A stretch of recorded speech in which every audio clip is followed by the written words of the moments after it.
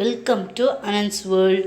இன்றைக்கி நம்ம பார்க்க போகிறது என்னென்னா, குழந்தைகளுக்கு ஏற்படுற சளி தொல்லை, அதாவது நெஞ்சு சளியாக இருந்தாலோ மூக்கு ஒழுகுதல் இருந்தாலோ சரி செய்யறதுக்குள்ள ஒரு வீட்டு மருந்து, அதாவது ஹோம் ரெமெடி இன்றைக்கி பார்க்க போகிறோம்.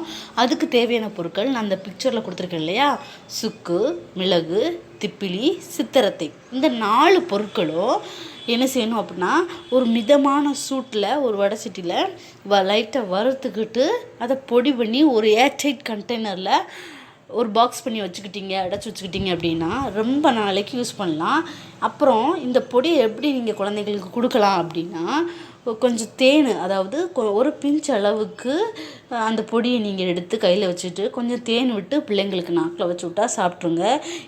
அது கொஞ்சம் கசக்கிற மருந்துன்றதுனால நான் தேன் வச்சு விட்றேன். தேன் கூட ஒரு நல்ல சளிக்கு ஒரு நல்ல மருந்து, அதனால் அதோடு கலந்து கொடுத்தனா கொஞ்சம் நல்லா கேட்கும் ஒரு 4 நாளையிலேயுமோ. அதனால தான் சொல்கிறேன்.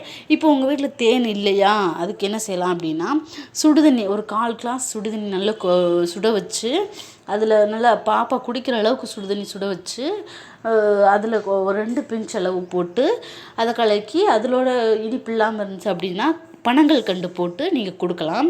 இந்த பனங்கல்கண்டு போட்டால் கொஞ்சம் இனிப்பாக இருக்குள்ளே, பாப்பா குடிச்சிருவாங்க. நான் என்னுடைய பாப்பாவுக்கு இது 2 வயசுலேருந்தே கொடுத்துக்கிட்டு இருக்கேன். இது ஒரு நல்ல ஒரு ஹோம் ரெமடியாக இருக்குது. இதே 2 வயசு பொண்ணுக்கு நான் 1 பிஞ்ச் அளவுக்கு கொடுப்பேன். இதே 2.5 வயசுக்கு மேலே ஒரு 2-3 பிஞ்ச் போட்டு கையில் எடுத்து போட்டு கொடுக்கலாம். இது ஒரு நல்ல ஒரு ஹோம் ரெமடியாக இருக்குங்க. உண்மையிலேயே நல்லா கேட்குது. நீங்களும் ட்ரை பண்ணி பாருங்கள். இந்த ட்ரை பண்ணி பார்த்துட்டு எப்படி இருக்குன்னு உங்களுடைய கமெண்ட்டை என்னோடய கமெண்ட் பாக்ஸில் சொல்லுங்கள். இந்த வீடியோ உங்களுக்கு பிடிச்சுன்னா சப்ஸ்கிரைப் பண்ணுங்கள், கமெண்ட் பண்ணுங்கள், லைக் பண்ணுங்கள்.